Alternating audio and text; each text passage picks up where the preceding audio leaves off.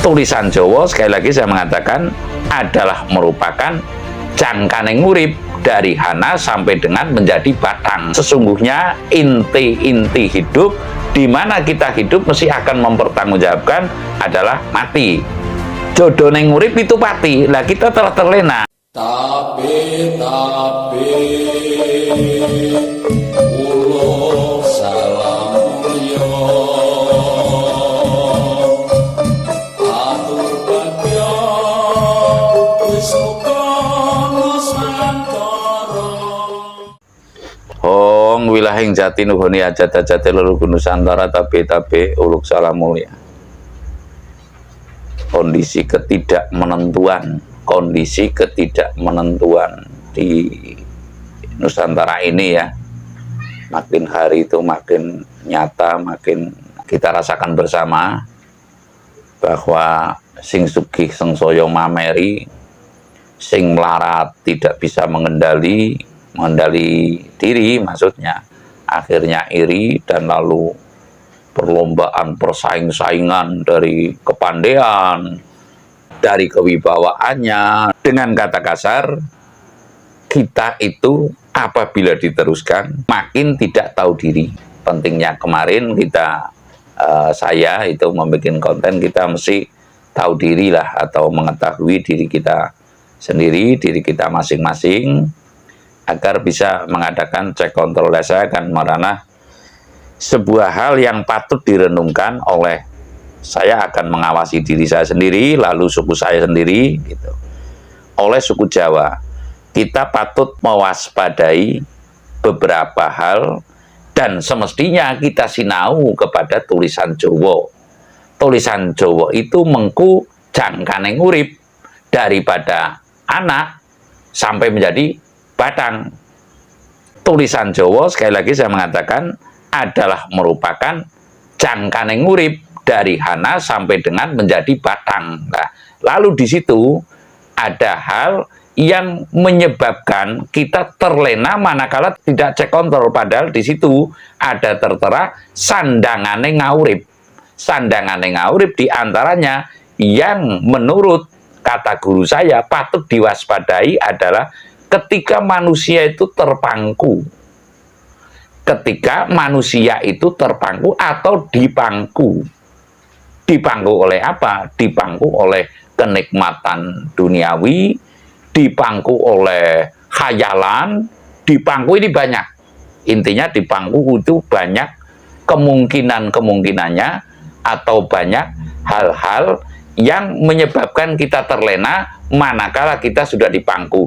Dipangku oleh wanita cantik bagi pria, dipangku oleh pria cantik bagi wanita. Lah, ini sangat-sangat perlu kita waspadai ya, sangat perlu kita waspadai. Setelah mewaspadai ya, untuk apa kita waspada? Tentunya untuk menghindari sandangan pangkon ini. Yang disandang oleh manusia adalah ketalang, ketaling, ketarung, kewijah ya, lalu pangku. Ya, itu kita bisa pelajari dalam bahasa Jawa lah, atau tulisan Jawa kan ada itu sandangannya gitu. Lah, kita terlena, yang paling bahaya terlenanya adalah manakala kita sudah kepangku. Lah, menurut saya sekarang kita sudah terlena, menurut saya sekarang kita sudah terlena karena terpangku oleh beberapa hal. Terpangku oleh kenikmatan atau kemakmuran ya, yang telah menjanjikan, dan kemakmuran itu memang kita telah merasakan, namun kita enggan mengkontrol atas dipangkunya diri kita. Dipangku ya, sudah dipangku, sudah dinikmatkan, sehingga kita tidak mau mengurai lebih jauh apa sesungguhnya inti-inti hidup di mana kita hidup mesti akan mempertanggungjawabkan adalah mati ya. Jodoh neng urip itu pati. Lah, kita telah terlena, artinya karena terpangku ini kita terlena. Saya akan mengatakan bahwasanya bangkit dan runtuhnya Nusantara ini sesungguhnya menurut plot leluhur, kesepakatan leluhur tempo dulu, saya meyakini ada di suku Jawa ya. Ada patutnya suku-suku dan bangsa-bangsa di Nusantara ini mempertanggungjawabkan kepada suku Jawa ini ya. Karena apa? Presidennya orang Jawa, wakil presidennya orang Jawa, ya. Lalu menterinya ini banyak yang Jawa.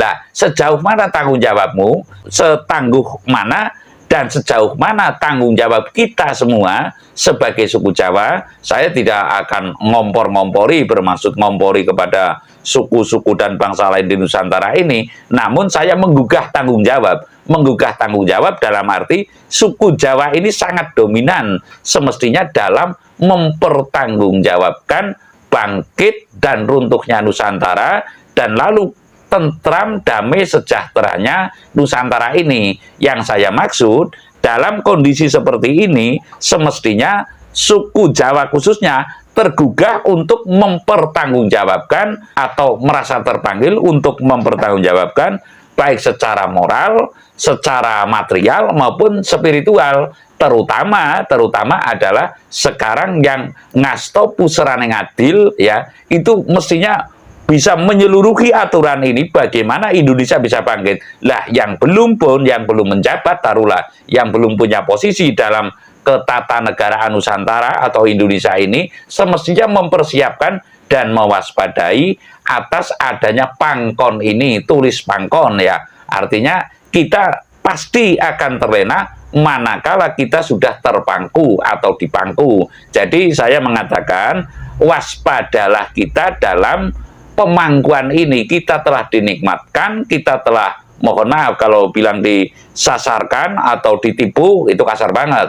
Kita telah dikelabuhi oleh keadaan sehingga kita merasa nikmat, kita merasa terpangku, tidak ada undangan secara pribadi dalam batin kita untuk bisa mempertanggungjawabkan. Ini sekali lagi saya menggugah suku Jawa khususnya dan Nusantara pada umumnya untuk bisa menyongsong Indonesia bangkit di tahun 2024. Secara konstitusi ini kan tahun 2024 akan ada pemilihan umum atau pemilihan pemimpin Indonesia lagi lah. Kemungkinan besar yang jadi juga suku Jawa. Maka saya mengatakan seperti ini, ya.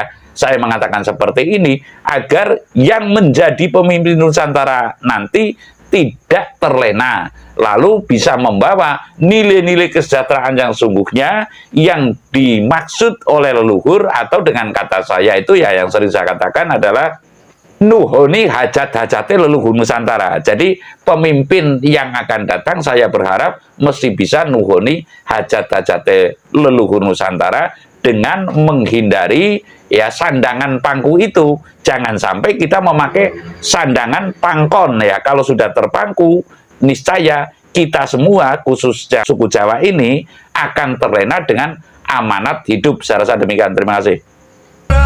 Sirap